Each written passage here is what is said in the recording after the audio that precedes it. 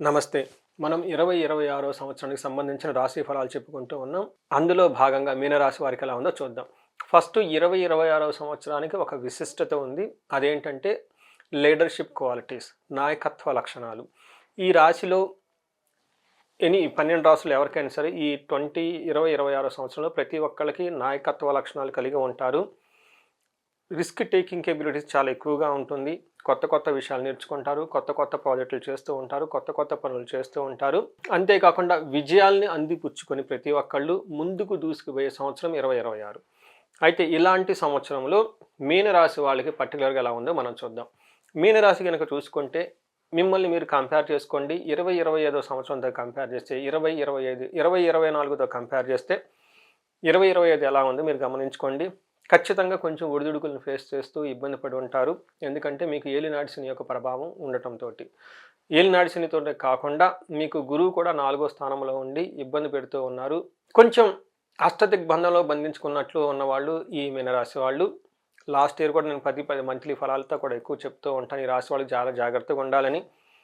ధనం విషయంలో, రిలేషన్‌షిప్ విషయంలో, భార్యాభర్తల మధ్య సంబంధాల విషయంలో, తర్వాత నమ్మిన వాళ్ళ విషయంలోనూ, మీరు చేస్తున్న జాబుల్లోనూ, ప్రతి ఒక్క విషయంలోనూ పర్టికులర్‌గా ధనం. ఎందుకంటే ధనాన్ని సంపాదించడం ఎంత కష్టమో పోగొట్టుకోవడం చాలా ఈజీ. మరలా ధనం సంపాదించుకోవటం చాలా చాలా కష్టం. ఈ ధనం విషయంలోనూ అలానే నమ్మించి మోసం చేసేవాళ్ళు, ఇలా రకరకాల వాళ్ళంతా మీ చుట్టూ ఉన్నారు. మీరు చాలా జాగ్రత్తగా ఉండటం ఎంతైనా అవసరం. ఇది రిస్క్ చేసి ముందుకు వెళ్ళాల్సిన టైం అయితే కాదు అని మీరు లాస్ట్ 2025లో మనం చెప్పుకున్నాము. అయితే ఇదే పరిస్థితి మీకు ఇంకొక 6 నెలలు ఉండే అవకాశం ఎక్కువ ఉంటుంది. ఆ తర్వాత మీకు ధనానికి సంబంధించిన డోర్లు ఓపెన్ అయ్యే అవకాశం ఎక్కువగా ఉంటుంది. గురువు యొక్క కృప మీ మీద ఉండేసి అద్భుతంగా ముందుకెళ్ళే టైం మీకు దగ్గర ఉంది. 2026 చూసుకుంటే ఫస్ట్ 6 మంత్స్ కొంచెం ఇబ్బందులతో ఉన్న తర్వాత మీకు చాలా ఇంప్రూవ్మెంట్ వస్తే అవకాశం ఎక్కువగా ఉంటుంది. మనం డీటెయిల్స్ తెలుసుకునే పోయే ముందు మీనరాశిలో ఉన్న నక్షత్రాలు కనుక చూసుకుంటే వీళ్ళకి పూర్వభాద్ర 4వ పాదం, ఉత్తరాభాద్ర 1, 2, 3, 4 పాదాలు, రేవతి 1, 2, 3, 4 పాదాలతో పాటు పేరు బలంగాతో కనుక ది, దు, షం, ఝ, ధా, దే, దో, చాచి అన్న లెటర్స్ అంతా కూడా ఈ మీనరాశిలో ఉంటారు. మీరు గ్రహస్థితి కనుక చూసుకుంటే శని గ్రహం వీళ్ళకి జన్మరాశిలో ఉండి చాలా సీరియస్గా శని యొక్క ఇబ్బందులు పెడుతూ ఉన్నారు. గురువు కర్కాటక రాశి 4వ ఇంట్లో ఉండటం కూడాను అంత మంచిది కాదు, యావరేజ్గా ఉంటుంది. మిగతా గ్రహాలు చూసుకుంటే 12లో రాహు, కేతువు వీళ్ళకి ఎక్కువగా ఉండేసి మిక్స్డ్ రిజల్ట్ని ఇస్తూ ఇబ్బంది పెడుతూ ఉన్నారు. వీళ్ళకి లఘు గోచారం, సూక్ష్మ గోచారం ప్రకారం చూసుకుంటే శని ఫస్టో ఇంట్లో ఉండి నానా రోగ శుచం, రకరకాలైన హెల్త్ కాంప్లికేషన్స్ని అలానే బాధల్ని పెడుతూ ఉంటారు. గురువు బంధు క్లేశం, బంధువులతో గొడవలు తీసుకొస్తూ ఉంటారు. అయితే జూన్ తర్వాత ఇదే గురుడు మీకు పుత్రం ధనాప్తి, పుత్రుల ద్వారా ధనం లేదంటే ధనము ప్రొజని వచ్చే అవకాశం ఎక్కువగా ఉంటుంది. రాహు 12వ హౌస్లో ఉండేసి ధనం ప్రకారంగాను మెటీరియల్స్ ప్రకారం లాస్ చేసే అవకాశం ఎక్కువగా ఉంటుంది. కేతు 6వ ఇంట్లో ఉండి ధనాన్ని ఇస్తూ ఉంటారు. మీరు చూసుకుంటే ఓవరాల్గా ఒక కేతువు రాహులు పార్షికంగా, చక్కగా ఉన్న రాహు మిక్స్డ్ రిజల్ట్ ఇస్తూ ఉన్నారు, గురువు మిక్స్డ్ రిజల్ట్ ఇస్తున్నారు, శని మాత్రం ఇబ్బందులు పెడుతున్నారని గమనించుకోవాలి. శని ఫస్ట్ హౌస్లో ఉంటే ఏమవుతుంది? ఇది సింపుల్గా చెప్పాలంటే శని మీకు నెత్తి మీద ఉన్నాడని చెప్పుకోవాలి. తద్వారా ఏమవుతుంది? తేజో హని మతి భ్రంశో మనఃపీడం భయం తదా రోగ రిపు బంధు వైరం స్వజనం కలహస్తే జన్మరాశిగో శని అంటారు. శని మీకు జన్మస్థానంలో ఉండటంతో నెత్తి మీద ఉన్నాడని మనకు పెద్దవాళ్ళు చెప్తూ ఉంటారు. వాళ్ళల్లో తేజో హాని, ముఖంలో గ్లోరియస్ అంతా పోతుంది. మతి భ్రంశం, సరైన డెసిషన్స్ తీసుకోలేకుండా ఇబ్బంది పడుతూ ఉంటారు. మనఃపీడ, మనసులో ఎప్పుడూ పీడించబడినట్లు ఉంటుంది, భయంగా ఉంటుంది ఫ్యూచర్ ఎలా ఉంటుందో. అంతేకాకుండా రోగాల వల్ల ఇబ్బంది పడుతూ ఉంటారు, బంధువులతో గొడవలు అవుతూ ఉంటాయి. అందుకని శని మీకు చాలా ఇబ్బంది పెడుతున్నారు కాబట్టి దీన్ని గమనించుకొని తగు పరిహారాలు చేసుకొని శని పీడల నుంచి విముక్తి పొందడం చాలా ఇంపార్టెంట్. గురువు 4వ స్థానంలో ఉండటం అగైన్ అంత మంచి పద్ధతి కాదు. ఈయన గురువు మీకు చూసుకుంటే యాచన బుద్ధి చాంచల్యం తేజో హాని ధనర్వయం దేశత్యాగం చ కలహం చతుర్థ స్థానికే గురువు అంటారు. అర్ధాష్టమంలో గురువు ఉన్నా కానీ మంచిది కాదు. ఈ టైంలో అగైన్ వీళ్ళు కూడాను మీకు యాచనం, ఇప్పటిదాకా 10 మంది దగ్గరికి పెట్టే మీరు 10 మంది దగ్గరికి వెళ్ళి మీకు అవసరాలు ఉన్నాయి తీర్చమనే ఒక పరిస్థితి వస్తుంది. బుద్ధి చాంచల్యం, మెంటల్గా చాలా అప్స్ అండ్ డౌన్స్తో ఉంటూ ఉంటారు. మతి అనేది పనిచేయదు. ఆల్రెడీ శని ఇబ్బందులు పెడుతున్నారు. గురువు కూడా తోడయ్యి ఇంకా మీకు మతి భ్రంశాన్ని, ఓవర్ యాంబిషన్స్‌ని, ఓవర్ డిప్రెషన్ తీసుకొచ్చే అవకాశం ఎక్కువగా ఉంటుంది. ధన వ్యయం విపరీతంగా ధనం ఖర్చు అవుతుంది. దేశ త్యాగం, ఉన్న ఊరిని వదిలిపెట్టి, ఉన్న పొజిషన్ వదిలిపెట్టి వేరే చోటకి వెళ్ళాల్సిన పరిస్థితి వచ్చేస్తుంది. విపరీతంగా గొడవలు ఉంటాయి. మేజర్‌గా మోసపోయే వాళ్ళు ఎక్కువగా ఉంటారు. ఆల్రెడీ చెప్పాను, మిమ్మల్ని మీ చుట్టూ చాలామంది మిమ్మల్ని మోసం ఆల్రెడీ చేసేశారు, ఇంకా చేయడానికి రెడీగా ఉన్నారని గమనించుకొని ఈ టైంలో కూర్మ అవతారం అంటారు విష్ణుమూర్తికి. సో కూర్మ ఏం చేస్తుంటే బయట నుంచి ప్రెషర్స్ వచ్చినప్పుడు లోనకు ముడుచుకొని ఉంటుంది. దాని అర్థం అది ఓడిపోయిందని కాదు. అలానే ఈ టైంలో మీనరాశి వాళ్ళు విష్ణుమూర్తి యొక్క కూర్మ అవతారాన్ని చదువుకోవటం, దాని యొక్క ప్రాముఖ్యతను తెలుసుకోవడం చాలా ఇంపార్టెంట్. బయట నుంచి ప్రెషర్లు ఎక్కువగా ఉన్నప్పుడు మీరు ఒక 2 స్టెప్పులు వెనక్కి తీసుకొని మిమ్మల్ని కాపాడుకొని టెంపరరీగా మరలా టైం ముందుకు బాగున్నప్పుడు ముందుకు వచ్చే పరిస్థితి మీరు చాలా చూసుకోవాలి. అయితే జూన్ తర్వాత పరిస్థితి చాలా మెరుగుపడుతుంది.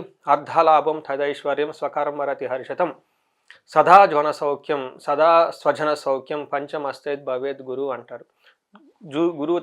జూన్ తర్వాత గురువు వల్ల అర్ధలాభం, ధన ప్రవాహం బాగుంటుంది, ఐశ్వర్యం బాగుంటుంది, స్వకర్మరతి హర్షితం. ఇప్పుడు దాకా మీరు ఏదైనా పని చేస్తే అందులో సరిగా గుర్తింపు లేకుండా ఉంటే ఇక ముందు గుర్తింపు వచ్చే అవకాశం ఎక్కువగా ఉంటుంది. సదా స్వజన సౌఖ్యం. ఇప్పటిదాకా మీ బంధువులతో దూరంగా ఉంటే వాళ్ళంతా కొంచెం దగ్గరగా అయ్యి మళ్ళీ మంచి చేసే అవకాశం ఎక్కువగా ఉంటుంది. ఇది గురువు ద్వారా మీకు జూన్ తర్వాత బాగుంటుందని తెలుసుకోవచ్చు. ఈ రాశి వారికి రాహు 12వ స్థానంలో ఉన్నారండి. 12వ స్థానంలో రాహు ఉంటే కొన్ని విషయాల్లో కొంచెం బాగుంటుంది, కొన్ని విషయాలు ఇబ్బంది పడుతుంది. ఎవరైతే విదేశాలకు ఉండాలనుకుంటున్నారో, ఫారిన్కి ప్రయత్నం చేస్తూ ఉంటున్నారో వాళ్ళు కలిసి వచ్చే అవకాశం ఎక్కువగా ఉంటుంది. వీటితో పాటు కార్య విఘ్నం, ఏదైనా కనుక పని చేస్తే రాహు మీకు అనవసరమైన ఆటంకాలను కలిగిస్తూ ఉంటారు. అనవసరంగా హాస్పిటలైజేషన్స్, విపరీతంగా ఖర్చులు తీసుకొస్తూ ఉంటారని గమనించుకోవాలి. కానీ కేతు ఈ రాశి వాళ్ళకి 6వ ఇంట్లో ఉండటంతో చక్కగా ధన ప్రవాహాన్ని తీసుకొస్తూ ఉన్నారు. అనుకున్న పనులు జరుగుతూ ఉంటుంది. ఒక రకం చూసుకుంటే సింపుల్గా జూన్ వరకు ఇప్పుడు ఏ పరిస్థితి ఉంది అదే పరిస్థితి కంటిన్యూ అవుతుంది. జూన్ తర్వాత చాలా పరిస్థితి ఇంప్రూవ్ అయ్యే అవకాశం ఎక్కువగా ఉంటుంది. పెళ్లి కాని వాళ్ళకి పెళ్ళయ్యే అవకాశాలు ఉంటుంది. పుత్రుడి గురించి, సంతానానికి చూస్తున్న వాళ్ళకి సంతానానికి సంబంధించిన విషయంలో చాలా బాగుంటారు. గృహానికి సంబంధించిన శుభకార్యాలు ఎక్కువగా జరుగుతూ ఉంటాయని మీరు గమనించుకోవాలి. ఈ రాశి వాళ్ళు చాలా ఎక్కువగా పరిహారాలు చేసుకోవాలి. ఎందుకంటే శని పీడలు, ఇతర గ్రహాల యొక్క పీడలు చాలా అధికంగా ఉన్నాయి కాబట్టి వీళ్ళు ఖచ్చితంగా కుంభకోణ నవగ్రహ టెంపుల్స్ని విజిట్ చేయడం చాలా ఇంపార్టెంటు. తిరునల్లార్ శనికి సంబంధించి దేవస్థానంలో తైలాభిషేకం చేసుకోవడం చాలా ఇంపార్టెంటు. శనికి సంపూర్ణ శాంతి పూజలు చేయించుకోవడంతో పాటు శని పాశుపత అభిషేకం చేయించుకోవడం చాలా ముఖ్యం. వీటితో పాటు శనికి మీరు ప్రతి శనివారం తైలాభిషేకం చేయటము, శని పిప్పలాద స్తోత్రం చదువుకోవటం, హనుమాన్ చాలీసా చదువుకోవటము, శనికి హనుమంతుడి హనుమాన్ కార్యసిద్ధి మంత్రం చదువుకోవడం చాలా చాలా ఇంపార్టెంట్. ఈ రాశి వాళ్ళు చాలా సెన్సిటివ్గా ఉన్నారు కాబట్టి మీ ఇండివిజువల్ జాతకంలో కూడా చెక్ చేయించుకొని ఎలాంటి ప్రాబ్లం ఉన్నా దానికి సొల్యూషన్ ఉంది మన శాస్త్రాలు వివరించాలని గమనించుకొని తగు పరిహారాలు చేసుకోవడం చాలా ముఖ్యం.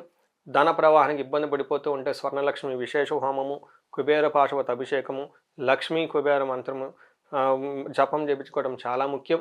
హెల్త్ కాంప్లికేషన్స్ ఎవరైనా ఇబ్బంది పడుతుంటే అమృత మృత్యుంజయ పాశుపత అభిషేకం చేయించుకోవటం, విశేషమైన హోమం చేయించుకోవడం చాలా ముఖ్యం. భార్యాభర్తల మధ్య అన్యోన్యత లేకపోతే అన్యోన్య దాంపత్య పాశుపత అభిషేకం చేయించుకోవటం, విశ్వావసు గంధర్వరాజు హోమం లాంటివి చేయించుకోవడం చాలా ముఖ్యం. ఈ రాశి వాళ్ళతో పాటు వీళ్ళతో పాటు సింహరాశి వాళ్ళు ఉన్నా, లేదా ధనుసు రాశి వాళ్ళు ఉన్నా, కుంభరాశి వాళ్ళు ఉన్నా, మేషరాశి వాళ్ళు ఉన్నా కానీ ఇంకా ఆ ఇంట్లో ప్రాబ్లమ్స్ అధికమయ్యే అవకాశం ఉంటుంది. కాబట్టి వీలైతే వాళ్ళకు కూడా ఒకసారి జాతకాలు చెక్ చేయించుకొని భార్యాభర్తలు కలిసి చక్కటి పరిహారాలు చేసుకొని క్షేత్రాలు దర్శిస్తూ ఉంటే శని పెట్టే తీవ్రత నుంచి చాలా తొందరగా బయటపడవచ్చు. రెండోది కూర్మ అవతారం గురించి బాగా తెలుసుకోండి. దశావతారాల్లో ఎందుకు ఆ విష్ణుమూర్తి అవతారం ఎత్తాల్సి వచ్చింది, దానిలో ఉన్న విశిష్టత సిగ్నిఫికేషన్స్ ఏంటని తెలుసుకోండి. ఈ టైంలో మీరు బయటకు స్ట్రెచ్ చేసి మిమ్మల్ని దూకుడుగా వెళ్ళే టైం కాదు. 1-2 స్టెప్పులు మిమ్మల్ని బ్యాక్ తీసుకొని పేషెన్సీగా ఉండాల్సిన టైం అనేది గమనించుకోవాలి. ఈ రాశి వాళ్ళు 2026వ సంవత్సరంలో ఎన్ని ప్రాబ్లమ్స్ ఉన్నా ఆ ప్రాబ్లమ్స్ అన్ని చక్కగా అధిగమించి జీవితంలో ఉన్నతంగా ఎదగాలని, మీకు అష్టైశ్వర్యాలు కలగాలని, భోగభాగ్యాలు కలగాలని చెప్పేసి నేను కోరుకుంటున్నాను. నమస్తే.